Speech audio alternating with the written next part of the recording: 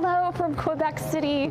We are taking a true step back in time here on Petition, one of the most picturesque shopping streets and streets in general here in Quebec City. And I'm excited for this episode because we're exploring history, culture, adventure, food, and we're having locals as our guides. Let's go to Quebec.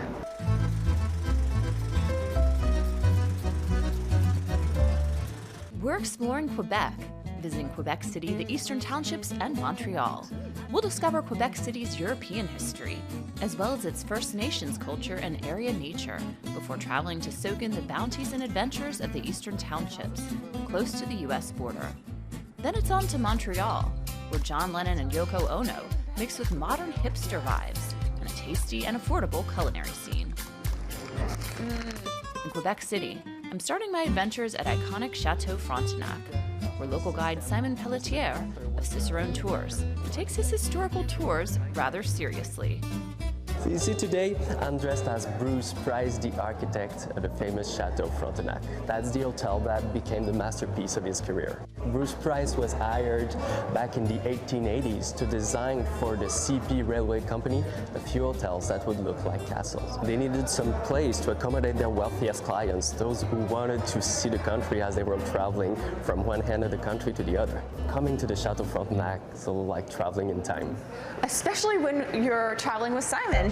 The hotel can only be described as grand, opulent, decadent. But if I thought I was heading out of here for my walking tour in my regular clothes, Simon has other ideas. We're here during the New France Festival, and Simon has brought me. I would like you to dress as Madame Anne de la Grange Trianon, also known as the Divine. She was the wife of Frontenac. When in Quebec City during the New France Festival. Simon, we're killing it in these outfits today. But we're not the only ones dressed up. I'm seeing a lot of people wearing costumes and dressing up for the New France Festival. During a few days every year, to underline the French culture, we go back in time, we go back in New France, in La Nouvelle France, when Quebec was still part of the French Empire.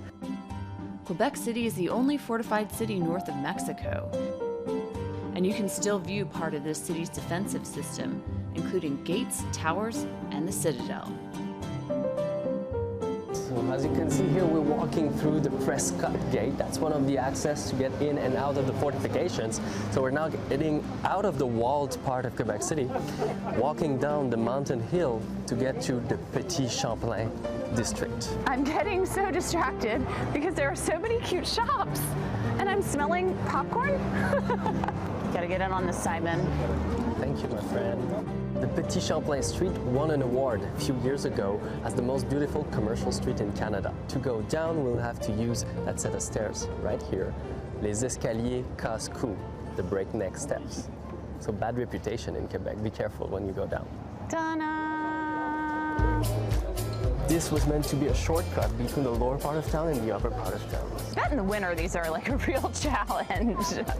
Right, so here we are now in the Petit Champlain district, probably the most exotic part of Quebec City, the part that looks the most like New France. So if you look at the architecture, you'll feel like you are somewhere else. That's why people say when they come to Quebec City that they feel like they're taking a trip to Europe. Quebec is sitting in between the French culture, the British culture, the Canadian one, all mixed together to shape what we've got today. Long before the Europeans arrived, Quebec's indigenous peoples had thriving communities.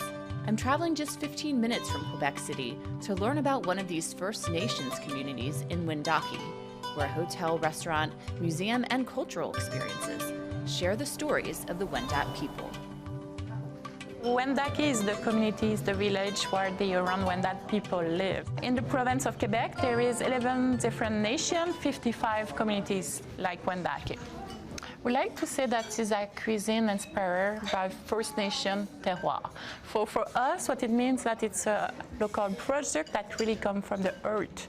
You have First Nation in Quebec everywhere, so we have plenty of choices, to make great food. The menu that we are featuring is a creation by the chef, Marc de Passerio. In his life, he have received 2 Michelin stars.